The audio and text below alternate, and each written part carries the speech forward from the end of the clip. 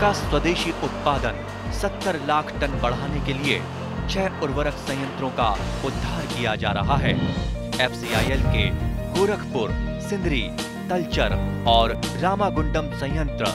HFCL की बरौनी इकाई और BVFCL की नामरू fourth. सोने पर सुहागा ये है कि देश में अब बनेगा सिर्फ नीम लेपित यूरिया, क्योंकि इससे होगा किसानों का फायदा ही फायदा। अनाज का उत्पादन 10% तक बढ़ेगा। बढ़ेगी 10 से 15% नाइट्रोजन क्षमता।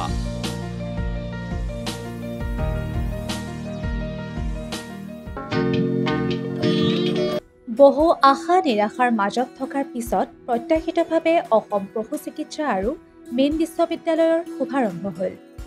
অসমৰ মাননীয় ৰাজ্যপালে উপাচাৰ্য নিযুক্তি দিয়াৰ পিছত কাৰ্যত আৰম্ভ হোৱা অসম পশু চিকিৎসা আৰু মেইন বিশ্ববিদ্যালয় স্থাপনে পশু চিকিৎসা অধ্যৱসায় আৰু পশু চিকিৎসা বিজ্ঞান শিক্ষাৰ সৈতে জড়িতসকলৰ বহুদিনীয়া সপোন এটা বাস্তৱায়িত হ'ল। 2024 চনত অসম বিধানসভাত অসম পশু চিকিৎসা আৰু মেইন বিশ্ববিদ্যালয় বিধেয়ক গৃহীত হোৱাৰ পিছত যোৱা 13 অক্টোবৰত অসমৰ মাননীয় ৰাজ্যপাল লক্ষ্মণ প্ৰসাদ আচাৰ্যই বিশিষ্ট পশু চিকিৎসা বিজ্ঞানী তথা অসম কৃষি বিশ্ববিদ্যালয়ৰ পশু চিকিৎসা অনুষদৰ গৱেষণা সঞ্চালক ডক্টৰ নিৰঞ্জন কলিতাক উপাচাৰ্য হিচাপে গোপনীয়তাৰ শপত পাঠ কৰোৱায়। আমাৰ দেশে স্বাধীনতা লাভৰ পিছৰ বছৰত অৰ্থাৎ 1948 চনত নগাঁৱত অসম পশু চিকিৎসা মহাবিদ্যালয় স্থাপন কৰা হয়। 3 বছৰীয়া GVSC ডিপ্ল'মা পাঠ্যক্ৰমেৰে আৰম্ভ হোৱা কলেজখন 1950 চনত চেনিগুঠি আৰু 1960 চনত খানাপাৰালৈ স্থানান্তৰিত হয়। 1951 চনত গুৱাহাটী বিশ্ববিদ্যালয়ৰ অধীনত 4 বছৰীয়া BVSC AH স্নাতক পাঠ্যক্ৰম আৰম্ভ হয়। 1969 চনত অসম কৃষি বিশ্ববিদ্যালয়ৰ অধীনত 5 বছৰীয়া পাঠ্যক্ৰম আৰম্ভ হয়। সম্প্ৰতি অসম পশু চিকিৎসা আৰু মেইন বিশ্ববিদ্যালয়ে খানাপাৰাত আৰু লখিমপুৰত পশু চিকিৎসা বিজ্ঞান মহাবিদ্যালয় দুখনৰ উপৰিও নগাঁও জিলাৰ ৰহাৰ দীঘলীয়াতিস্থিত মেইন মহাবিদ্যালয়ক সামৰি ল'ব। ইয়াৰ উপৰি হেকেৰা পশুধন গৱেষণা কেন্দ্ৰ, বৰ্ণিহাট ছাগলী গৱেষণা কেন্দ্ৰসহ 5টা কৃষি বিজ্ঞান কেন্দ্ৰ অন্তৰ্ভুক্ত কৰা হৈছে। শিক্ষা, গৱেষণা আৰু সম্প্ৰসাৰণ এই 3টা নীতিক সাৰথি কৰি আগবঢ়া অসম পশু চিকিৎসা আৰু মেইন বিশ্ববিদ্যালয়ৰ নৱনিযুক্ত উপাচাৰ্য ডক্টৰ নিৰঞ্জন কলিতাই সকলো ধৰণৰ পৰিকাঠামেৰে পৰিপুষ্ট নতুন বিশ্ববিদ্যালয়খনক আগুৱাই নিয়াৰ প্ৰসংগত হোৱা সাক্ষাৎকাৰত আমাক এনেদৰে কয়। নমস্কাৰ প্ৰিয় শ্ৰোতা দৰ্শক, আপোনালোকে জানি নিশ্চয় সুখী হ'ব যে সম্প্ৰতি আমি আমাৰ ৰাজ্যখনত আন এখন বিশ্ববিদ্যালয় পালোঁ আৰু সেয়া হৈছে অসম পশু চিকিৎসা আৰু মেইন বিশ্ববিদ্যালয়। যোৱা 13 অক্টোবৰত এই বিশ্ববিদ্যালয়ৰ প্ৰথমগৰাকী উপাচাৰ্যৰ আসন গ্ৰহণ কৰিছে বিশিষ্ট পশু চিকিৎসা বিজ্ঞানী ডক্টৰ নিৰঞ্জন কলিতা ডাঙৰীয়াই। পশু চিকিৎসা বিজ্ঞান মহাবিদ্যালয়ৰ হাঁহ কুকুৰা বিজ্ঞান বিভাগত সহকাৰী অধ্যাপক হিচাপে যোগদান কৰি পৰৱৰ্তী সময়ত মুৰব্বী অধ্যাপক হোৱাৰ উপৰিও শেষৰ ফালে তেখেতে অসম কৃষি বিশ্ববিদ্যালয়ৰ পশু চিকিৎসা অনুষদৰ গৱেষণা সঞ্চালক হিচাপে অৱসৰ গ্ৰহণ কৰে আৰু শেহতীয়াকৈ তেখেতে অসম পশু চিকিৎসা আৰু মেইন বিশ্ববিদ্যালয়ৰ উপাচাৰ্য হিচাপে দায়িত্বভাৰ লৈছে, যিটো তেখেতৰ বাবে এক প্ৰত্যাহ্বানমূলক। আহক আমি ডক্টৰ কলিতা ছাৰৰ লগত এই সম্পৰ্কত দুখাৰ কথাবোৰ কেনেদৰে তেখেতৰ এই ভিছন এই বিশ্ববিদ্যালয়খনক আগবঢ়াই লৈ যায়। নমস্কাৰ ছাৰ। নমস্কাৰ। আপোনাক অভিনন্দন জনাইছোঁ প্ৰথমগৰাকী উপাচাৰ্য হিচাপত। অসম পশু চিকিৎসা আৰু মেইন বিশ্ববিদ্যালয়ৰ প্ৰথমগৰাকী উপাচাৰ্য হিচাপে আপোনাৰ যথেষ্ট প্ৰত্যাহ্বান আছে। এই প্ৰত্যাহ্বানখিনি আপুনি কেনেধৰণে গ্ৰহণ কৰিছে? নমস্কাৰ। আমি অসম চৰকাৰ আৰু মাননীয় ৰাজ্যপালৰ সহযোগত আমি এখন নতুন বিশ্ববিদ্যালয় পাইছোঁ, অসম পশু চিকিৎসা আৰু মেইন বিশ্ববিদ্যালয়। আমাৰ ইয়াত পশু চিকিৎসা বিজ্ঞান মহাবিদ্যালয় খানাপাৰা, লখিমপুৰ পশু চিকিৎসা বিজ্ঞান মহাবিদ্যালয় আৰু ৰহা মেইন মহাবিদ্যালয় আছে। ইয়াৰ উপৰিও আমাৰ 2টা গৱেষণা কেন্দ্ৰ আৰু কৃষি বিজ্ঞান কেন্দ্ৰ আছে। এইটো আমাৰ অসমৰ কৃষক ৰাইজ তথা আমাৰ সকলোৰে কাৰণে বৰ সৌভাগ্যৰ কথা। আমি আচলতে এই বিশ্ববিদ্যালয়খনৰ জৰিয়তে আমি শিক্ষা, গৱেষণা আৰু সম্প্ৰসাৰণৰ আধাৰত আমি উচ্চ মানদণ্ড মানৱ সম্পদ গঢ়িবৰ কাৰণে চেষ্টা কৰিম লগতে আমি কৃষক ৰাইজৰ উপকাৰৰ কাৰণে আমি কিছুমান প্ৰযুক্তি উলিয়াম এই প্ৰযুক্তিয়ে আৰু উচ্চ মানদণ্ড আমাৰ এই মানৱ সম্পদে কৃষকসকলক পশুধন আৰু মীন পালনত যথেষ্ট সহায় কৰিব আৰু গ্ৰাম্য অৰ্থনীতিত তেখেতসকলক আগুৱাই যাবলৈ সহায় কৰিব আমাৰ আসলতে অকল বিশ্ববিদ্যালয়খনে নহব আমাৰ যিখিনি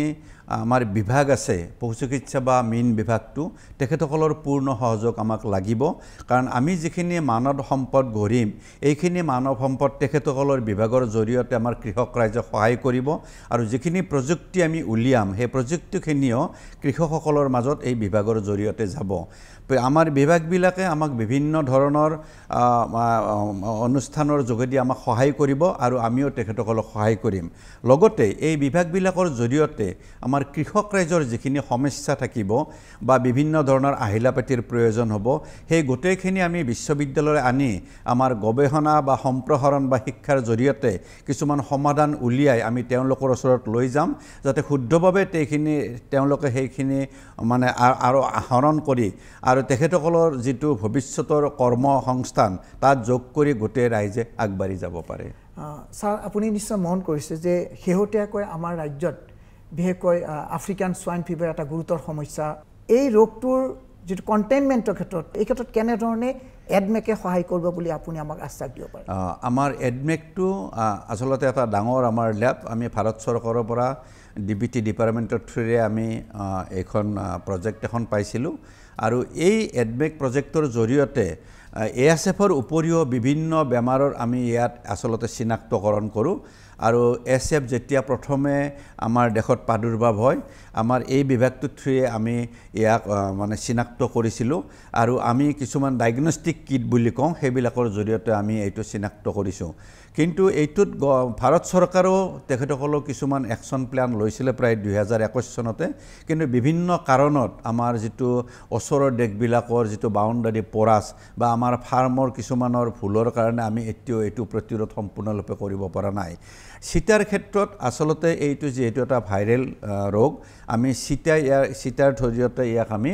মানে নিয়ন্ত্ৰণ কৰিব লাগিব কিন্তু বৰ্তমান আমি ভাৰত চৰকাৰৰ পৰা চিটাটো ল'বৰ কাৰণেও বা বনাবৰ কাৰণে আমাক এটা অনুমতি লাগিব সেইটো অপেক্ষাত আছে কিন্তু আমাৰ এই লেবৰেটৰীটোৱে আমাৰ ইয়াৰ যিখিনি লাগে BSL-3 আমাৰ যিটো সুবিধা আছে গোটেইখিনি ক'লে আমাৰ বিজ্ঞানীসকল আছে আৰু ভৱিষ্যতে যদি ভাৰত চৰকাৰে আমাক সুবিধাটো দিয়ে হয়তো এই ক্ষেত্ৰত আমি চিটাৰ ক্ষেত্ৰত আগবাঢ়ি গৈ এই ৰোগটো আমি নিয়ন্ত্ৰণত সহায় কৰিম বুলি এটা মনত বিশ্বাস আমাৰ বিশ্ববিদ্যালয় হিচাপে আমি গৱেষণাৰ ফালৰ পৰা আমি চিটা কিছুমান প্ৰস্তুত কৰিব পাৰোঁ কিন্তু চৰকাৰৰ নিয়ম নীতিৰ কাৰণে আমি সেইটো বাণিজ্যিক হিচাপত দিব নোৱাৰোঁ আমি ইতিমধ্যে মানে cell culture based classical swine fever duck plague এই দুটা ভ্যাকচিন আমি কৃষক ৰাইজক দিয়ে আছোঁ আৰু থাৰ্মোষ্টেবল ভ্যাকচিনটো অৰ্থাৎ যাতে এইটো এঠাইৰ পৰা আন ঠাইলৈ নিওঁতে নষ্ট নহয় ৰাণিকেট ডিজিজ কুকুৰাৰ খুব এটা ডাঙৰ সেইটো আমাৰ আছে ইয়াৰ লগতে বিভিন্ন বেমাৰৰ কাৰণে এই মানে লেবৰেটৰীটোৰ তেখেতৰ পৰীক্ষা নিৰীক্ষা চলি আছে আমি কিছুমান বস্তু আমি আগো বাঢ়িছোঁ কিন্তু মানে পশুধনৰ ক্ষেত্ৰত হয় কি এই চিটাবিলাক ওলোৱাৰ পিছত বিভিন্ন ধৰণে আমি হিয়াতক পৰীক্ষা কৰিব লাগে আৰু কিছুমান নিয়ম আছে সেইখিনি যেতিয়া আমি ওভাৰকাম কৰিব পাৰোঁ ভৱিষ্যতে হয়তো এই এডমেক লেবৰ থ্ৰুৰে এই চিটাৰে আকৌ আমি আগুৱাই যাম আৰু বেলেগ বেলেগ বেমাৰৰ এগেইনষ্টতো আমি এইটো আৰম্ভ কৰি কৃষক ৰাইজক সহায় কৰিম বুলি আমি আশা কৰিছোঁ 2015 চনত আপোনাৰ নেতৃত্বতে হয় এটা আমি ৰাষ্ট্ৰীয় স্বীকৃতিপ্ৰাপ্ত আমি ব্ৰিড এটা পাইছিলোঁ হয় এই ব্ৰিডটোৰ যিটো উদ্ভাৱনে আপোনাক কেনে ধৰণৰ সন্তুষ্টি দিছিল মই খুবেই সন্তুষ্ট হৈছিলোঁ মই মোৰ যিটো বিষয় আৰু এই বিষয়ত ভাৰতবৰ্ষৰ বিভিন্ন ঠাইত যেতিয়া মই যাওঁ মই দেখোঁ বিভিন্ন ঠাইত এনেকুৱাকৈ গ্ৰাম্য অৰ্থনীতিত অৰিহণা যোগাবৰ কাৰণে কুকুৰা পালকসকলে উন্নত জাতৰ প্ৰজাতি পায় আমাৰ ইয়াতো মই দেখিলোঁ যে আমাৰ যিবিলাক থলুৱা কুকুৰা ৰাইজে যথেষ্ট বিচাৰে কিন্তু থলুৱা কুকুৰাবিলাকৰ উৎপাদন ক্ষমতা খুব কম কণী হয়তো খুব 70 বা 80টা দিয়ে আৰু দেহৰ ওজনো কম তেতিয়া ভাৰত চৰকাৰৰ অনুগ্ৰহত আমি এখন আঁচনি পালোঁ আমি সেইটোক all India coordinated research project on poultry বুলি কওঁ আমি সেইখন 2007 চন মানতে আমি পালোঁ তাৰপিছত আমি গোটেই অসমত আমি এটা সাৰ্ভে কৰিলোঁ যে আমাৰ কৃষক ৰাইজে কেনেকুৱা ধৰণৰ কুকুৰা বিচাৰে কৃষক ৰাইজে ক'লে যে আমাক এনেকুৱা এটা কুকুৰা দিয়ক যিয়ে স্থানীয় কুকুৰাতকৈ মানে দুগুণ কণী আৰু দুগুণ মাংস দিব পাৰে কিন্তু দেহৰ বৰণটো আৰু বাকী যিখিনি গুণ সেইখিনি আমাৰ স্থানীয় কুকুৰাৰ নিচিনা হ'ব লাগিব সেইমতে আমি আঁচনিৰ জৰিয়তে আমি কিছুমান পৰিকল্পনা কৰিলোঁ কৰি আমি ব্ৰইলাৰ অৰ্থাৎ মাংসৰ বাবে এবিধ আমি মানে পেৰেণ্ট ষ্টক ল'লোঁ কণীৰ বাবে এবিধ ল'লোঁ আৰু স্থানীয় কুকুৰা এই তিনিটাৰ সংমিশ্ৰণ ঘটাই আমি প্ৰায় 2012 চন মানতে আমি এইটো উলিয়ালোঁ কিন্তু আমি উলিয়ালে তেনেকৈ নহ'ব আমি কৃষক ৰাইজৰ ওচৰত অতি পৰীক্ষামূলকভাৱে প্ৰমাণ কৰিব লাগিব যে এইটো ভাল আৰু থলুৱা কুকুৰাতকৈ ভাল আমাৰ আৰু 2 বছৰমান লাগিল শেষত 2015 চনত ভাৰত চৰকাৰৰ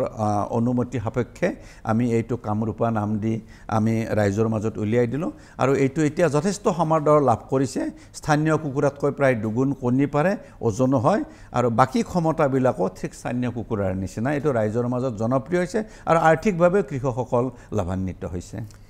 আমাৰ ৰাজ্য চৰকাৰৰ মুখ্যমন্ত্ৰী ডাঙৰীয়াই প্ৰতিদিনে 10 লাখ লিটাৰ প্ৰচেছিং মিল্কৰ কথা কৈ আহিছে ৰাষ্ট্ৰীয় গোকুল মিছনৰ অধীনত এইখন বিশ্ববিদ্যালয়ে IVF যেটো প্ৰজেক্ট মাননীয় প্ৰধানমন্ত্ৰীয়ে ভাৰ্চুৱেল যোগে উন্মোচন কৰিছিল উদ্বোধন কৰিছিল এই প্ৰজেক্টটো সম্পৰ্কত আপুনি কি ক'ব ৰাষ্ট্ৰীয় গোকুল মিছনৰ অধীনত এনেকুৱা এখন প্ৰজেক্ট পাইছোঁ প্ৰায় 29 কোটি টকাৰ আৰু সেইখন আমাৰ কলেজৰ ভিতৰতে স্থাপন হৈছে আৰু এই আঁচনিখনৰ মূল উদ্দেশ্য হৈছে আমি গাখীৰৰ প্ৰডাকশ্যনটো বঢ়োৱা আমাৰ যেটো আমি আমাৰ স্থানীয় যিবিলাক গৰু বিভিন্ন ধৰণৰ তাৰ আমি বৰ্ণসংকৰ ঘটাই আমি যাতে প্ৰডাকশ্যনটো বঢ়াব পাৰোঁ সেই ক্ষেত্ৰত আমাৰ যেটো ল্যাবৰেটৰী তাত ওভাম অলৰেডি এমব্ৰয়ো আমাৰ বৈজ্ঞানিকসকলে প্ৰস্তুত কৰিছে এইটো আমি স্থানীয় আমাৰ যিবিলাক গাই গৰু আছে তাৰ থ্ৰুদি দিয়াৰ পিছত যিবিলাক পোৱালি হ'ব সিহঁতৰ উৎপাদন ক্ষমতা বাঢ়িব আৰু ই অতি কম সময়ৰ ভিতৰতে আমি উৎপাদন ক্ষমতা গাখীৰৰ বঢ়াব পাৰিম বুলি ভাবিছোঁ আৰু কৃষক ৰাইজ উপনীত হ'ব আমি এই বিষয়ে কাম কৰি আছোঁ আৰু অতি সৌভাগ্যৰ কথা যে আমাৰ সন্মানীয় প্ৰধানমন্ত্ৰীয়ে যোৱা 11 তাৰিখে এটো নতুন দিল্লীত আনুষ্ঠানিকভাৱে উদ্ভাৱন কৰিছে আৰু আমি বহুখিনি ইতিমধ্যে আগবাঢ়ি গৈছোঁ আৰু এই প্ৰকল্পৰ পৰা আমি অসমৰ ৰাইজক আমি এনেকুৱা ধৰণৰ গাখীৰ উৎপাদনত সহায় কৰিম বুলি মোৰ যথেষ্ট বিশ্বাস ক্লিনিক্সটোৰ ক্ষেত্ৰত আপুনি অসমৰ আনান ঠাইত তেনেকুৱা স্যাটেলাইট ক্লিনিক্সৰ কথা চিন্তা কৰিব পাৰেনে আমি বৰ্তমানে আমাৰ যিখন ক্লিনিক্স আমি আকৌ আগুৱাই নিবৰ কথা ভাবিছোঁ আমাৰ এইটোও পৰিকল্পনা আছে যে আমাৰ যিখন ক্লিনিক্স হয়তো আমাৰ স্থানীয় ৰাইজে বা ওচৰ পাজৰে সুবিধা পাব কিন্তু এই কনসেপ্টটো লৈ আমাৰ ৰাইজৰ যাতে আমাৰ যিখিনি পেট লাভাৰ্স আছে আমি অসমৰ বিভিন্ন জায়গাতে তেনেকুৱা সময় সাপেক্ষে স্যাটেলাইট ক্লিনিক কৰি তেখেতসকলক সহায় কৰিম বুলি আমি মনত ভাবিছোঁ ৰেবিছ কন্ট্ৰোলৰ ক্ষেত্ৰতো কিবা চিন্তা কৰিব নেকি আমাৰ ৰাজ্য আচলতে ৰেবিছটো জলাতংক যেটো হেতু অতিকৈ খুব গুৰুতৰ কাৰণ এইটো এনিমেলৰ পৰা মানুহলৈ যায় আমি প্ৰতি বছৰে ৰেবিছৰ ভ্যাকচিন আমি ফ্ৰী কৰি এটা পাৰ্টিকুলাৰ ডেটত দিওঁ আৰু আমাৰ যেটো ইৰাডিকেশন প্ৰবলেম হেইটো প্ৰগ্ৰাম আমাৰ যেটো হয়তো ভৱিষ্যতে আমি অসম চৰকাৰ আৰু বিভিন্ন এনজিঅ'ৰ লগত লগ লাগি বিহিত ব্যৱস্থা লৈ লাহে লাহে ইয়াক কমাবৰ কাৰণে আমি চেষ্টা কৰিম ওয়াইল্ড লাইফ বায়োলজি বা ওয়াইল্ড লাইফ হেৰি ক্ষেত্ৰত কিবা পোস্ট গ্ৰেজুৱেট কোৰ্সৰ বা ডিপ্লোমা কোৰ্সৰ কথা চিন্তা কৰিবনে অলৰেডি আমাৰ হেইটো আৰম্ভ হৈছে ওয়াইল্ড লাইফৰ ওপৰত আমাৰ এজন পশু চিকিৎসকক সেই দায়িত্বটো দিয়া আছে আমি লাহে লাহে সেই ক্ষেত্ৰত আগবাঢ়ি যাম অফিচ আমি প্ৰায় এনেকৈ আৰম্ভ কৰিছোঁ আৰু এনেও তাৰ উপৰিও আমাৰ মহাবিদ্যালয় বা বিশ্ববিদ্যালয় শিক্ষকসকলে আমাৰ কাজিৰঙা বা মানৱ যিবিলাক অভয়াৰণ্য আছে তাত যিকোনো অসুবিধা হ'লে আমাৰ এখেতসকলে গৈ সহায় কৰে যাতে আমাৰ বন্যপ্ৰাণীখিনিও খুব ভালদৰে থাকিব পাৰে আৰু ভৱিষ্যতে আমি হেইটোত আকৌ আগুৱাই ফেলে যাব পাৰোঁ মহাবিদ্যালয়খনক আগুৱাই নিয়াৰ ক্ষেত্ৰত আপুনি কেনে ধৰণৰ আপোনাৰ হেইটোটো মোৰ একেবাৰে আমাৰ পশু চিকিৎসা আৰু মিন দুইখন মহাবিদ্যালয়কে মই একেলগে আগুৱাই নিয়াৰ পৰিকল্পনা আছে আৰু মৎস্য উৎপাদনত আমি জানো যে আগৰ তুলনাত আমাৰ এতিয়া গাঁৱে ভূঞে বহুত কৃষক ৰাইজে এই বৃত্তি হিচাপে লৈছে আৰু আগৰ আমাৰ বাহিৰৰ পৰা যেটো আমি চালানি মাছ বুলি কওঁ হেতু প্ৰায় অহাটো বন্ধ হৈছে আমাৰ মানে মৎস্যপালকসকলে আগবাঢ়ি গৈছে আৰু এতিয়াও ময়ো ভাবিছোঁ আমাৰ যিখিনি বিল বা তেনেকুৱা আছে বৈজ্ঞানিক পদ্ধতিৰে আমি সেইবিলাক আৰম্ভ কৰি মৎস্য উৎপাদন আৰু বঢ়াই আমি নিজেই সেলফ সাফিসিয়েন্ট হোৱাৰ এটা পৰিকল্পনা আছে সৰকাৰী সংস্থাপনৰ ক্ষেত্ৰত কিছু সীমাবদ্ধতা আহি পৰিছে হয় এই যিসকল স্নাতক যেকৈ পশু চিকিৎসা স্নাতক হেকো মিছাৰ তেওঁলোকে স্বাৱলম্বী হৈও বা স্বসংস্থাপিত হোৱাৰ সুবিধা আছে বেংকিং সাপোৰ্ট আছে বা বিভিন্ন সাপোৰ্টত এই ক্ষেত্ৰত আপুনি তেওঁলোকক সংস্থাপনৰ ক্ষেত্ৰত কিবা বেলেগ ধৰণৰ চিন্তা কৰিব পাৰে নেকি? আমাৰ সাধাৰণতে আমাৰ বিশ্ববিদ্যালয়ৰ বা মহাবিদ্যালয়ৰ পৰা পশু চিকিৎসাই হওক বা মেইন মহাবিদ্যালয়ক যিখিনি আমাৰ স্নাতক ওলাই আহে তেখেতসকলে তিনি ধৰণে আমাৰ ৰাইজক সহায় কৰে। কিছু সংখ্যকে বিশ্ববিদ্যালয়তে অধ্যাপক হিচাপে কৈ ছাত্ৰ ছাত্ৰীবিলাকক পঢ়ায়, কিছুমানে অসম চৰকাৰৰ বিভিন্ন বিভাগত যোগদান কৰি পঢ়ায়। কিন্তু এইটো ঠিক আমাৰ যিটো নিবনুৱা সমস্যা বা চাকৰিৰ যিটো সংখ্যা সেইমতে হয়তো আমি আমাৰ এই গোটেইখিনিয়ে তাতে আমি সিহঁতক নিয়োজিত কৰিব নোৱাৰোঁ। কিন্তু বৰ্তমান সময়ত এটা খুব ভাল কথা, আমাৰ যিবিলাক উৎপাদন খোৱাৰ গাখীৰ কণী মাংস এইবিলাকত আমি বহুখিনি পিছ পৰি আছোঁ। গতিকে আমাৰ বহুত শিক্ষিত যুৱকক আমি আমাৰ বিশ্ববিদ্যালয়ৰ থ্ৰুৰে তেখেতসকলক আমি বিভিন্ন প্ৰশিক্ষণ দিম, চৰকাৰে বহুত লোন দিয়ে, তেখেতে এণ্টাৰপ্ৰিনাৰশ্বিপ হিচাপে আগবাঢ়ি আহি নিজাকৈ ব্যৱসায়ো কৰে, নিজেও তেখেতসকলে নিযুক্তি পায় আৰু বহুতকো নিযুক্তি দিয়ে। সেই ক্ষেত্ৰত সেই মানুহসকল স্বাৱলম্বী হোৱাৰ উপৰিও আমাৰ যিখিনি অভাৱ আছে মাংস কণী গাখীৰৰ তাৰ অভাৱখিনি পূৰণ হ'ব, বাহিৰৰ পৰা অহাবিলাক বন্ধ হ'ব আৰু আমাৰ যিটো অৰ্থনৈতিক অৱস্থা ইয়াতে থাকি আমি আকৌ আগুৱাই যাব পাৰিম। ছাৰ আন এটা প্ৰশ্ন সুধিব পাৰিছোঁ যে আমাৰ ৰাজ্যখন বিভিন্ন জনগোষ্ঠী জাতিৰে ভৰপূৰ, প্ৰত্যেকৰে খোৱা লোৱাৰ সম্পূৰ্ণ বেলেগ। গতিকে আপুনি যদি মন কৰে যে কিছুমান ঠাইত গাখীৰৰ কনজামশ্যন আছে, কিছুমানত মাংসৰ কনজামশ্যন আমাৰ বিভিন্ন জিলাত যদি চোৱা যায়, এইটো যিটো ছাৰ যিটো কনজিউমাৰ বিহেভিয়াৰ ওপৰত বিশেষকৈ মিল্ক মিট এগৰ এই কনজিউমাৰ বিহেভিয়াৰ তেনেকুৱা অধ্যয়নৰ কথা আপুনি ভাবিব পাৰেনে? আছে। আমি সাধাৰণতে কৃষকবিলাকে যেতিয়া আমাৰ ওচৰত এখন পাম খুলিবলৈ আহে আমি তেখেতসকলক কিছুমান প্ৰাৰম্ভিক কথা আলোচনা কৰোঁ যে আপুনি কোন ঠাইত থাকে, তাৰ মানুহবিলাকে কি ধৰণৰ খাদ্য খায়। কিছুমানে কয় ছাৰ আমাৰ তাত মানুহে গাখীৰ নাখায়, আমি তাত গাখীৰ উৎপাদন কৰিব দিওঁ কিন্তু সিমানখিনি দিওঁ যিখিনি তাৰ মানুহে খায়। আৰু বিশেষকৈ এই পামবিলাকৰ আমি এনেকুৱা ধৰণে তেখেতসকলক উপদেশ দিওঁ যিখন পামৰ উৎপাদিত বস্তুখিনি সেই ঠাইত মানুহে খায় বিশেষকৈ সেই পামবিলাক কৰিব লাগে, আৰু যিবিলাকত কমকৈ খায় কমকৈ কৰিব লাগে। তাৰমানে আমাৰ বস্তুটো এনেকুৱা, কৃষক ৰাইজে এখন ফাৰ্ম কৰিব উৎপাদন কৰিব তেখেতৰ লাভৰ কাৰণে, উৎপাদিত সামগ্ৰীখিনি যদি বজাৰত বিক্ৰী নহয় তেতিয়াহ'লে তেখেতসকলে লোকচান হ'ব। গতিকে সেই পৰিৱেশটো চাই মানুহৰ অভিৰুচি চাই আমি পামবিলাক আৰম্ভ কৰিব দিওঁ, আৰু যেতিয়াই তাৰ চাহিদা বাঢ়ি যায় সেইমতে পামখন আমি আগবঢ়াই যাবলৈ কৈ দিওঁ।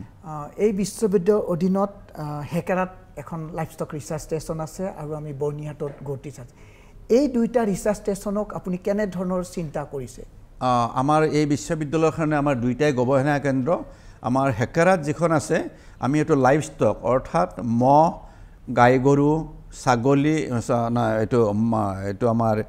গাহৰি কুকুৰা গোটেইবিলাক আছে, আৰু আমাৰ বৰ্ণিহাটৰখন ছাগলী আছে। এই দুইটা গৱেষণা কেন্দ্ৰতে আমি বিভিন্ন ধৰণৰ আঁচনি তাত চলাওঁ, আৰু গৱেষণাৰ যিমানখিনি বস্তু আমি তাত প্ৰয়োগ কৰি তাৰ ফলটো আমি পাই যাওঁ, আৰু সেইখিনিয়ে তাত উৎপাদিত বস্তুখিনিয়ে আমি তাত প্ৰশিক্ষণো কিছুমান দি দিওঁ। আৰু গৱেষণাৰ ফলত আমাৰ কি হয়, আমি নিজে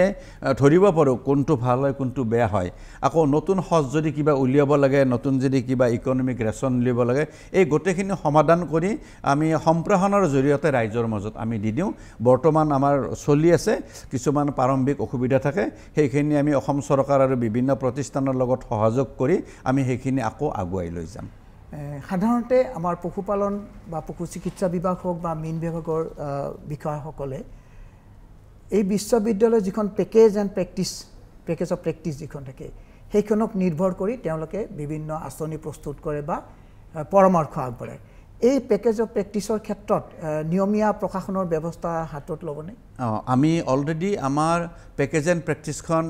মই যেতিয়া গৱেষণা সঞ্চালক হৈছিলোঁ মই দুবাৰ উলিয়াইছিলোঁ। আচলতে কি হয়, গৱেষণাৰ ক্ষেত্ৰত বা কৃষক ৰাইজক আমি যিবিলাক প্ৰযুক্তি দিওঁ সময়ে সময়ে সেইবিলাক আমি সলাই থাকিব লাগে, কাৰণ বজাৰৰ যিটো চাহিদা,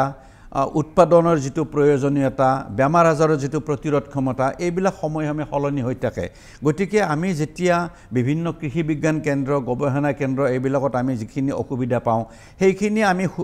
আমাৰ বিশ্ববিদ্যালয় আনি গৱেষণাৰ জৰিয়তে শুধৰণি কৰি নতুনকৈ যিবিলাক পেকেজ এণ্ড প্ৰেক্টিছ হয় তাত আমি সোমাই দিওঁ, যাতে কৃষক ৰাইজে নতুন প্ৰযুক্তিবিলাক লৈ আগৰ অসুবিধা নোহোৱাকৈ আগবাঢ়ি যাব পাৰে। আৰু সেইটো আমি আগতে মই 2 বছৰৰ মূৰে কৰিছিলোঁ, কাৰণ এটা প্ৰযুক্তি ওলালে অলপ দিন এনেও থাকে, কিন্তু তাৰ ভিতৰতো কিছুমান অসুবিধা যিটো থাকে সেইটো মাজে মাজে আমি আনি এতিয়াৰ পৰা ভাবিছোঁ আৰু যিমান ক্ষীপ্ৰতাৰে পাৰোঁ সেইখিনি আমি উলিয়াই কৃষক ৰাইজৰ মাজত উলিয়াই দিম।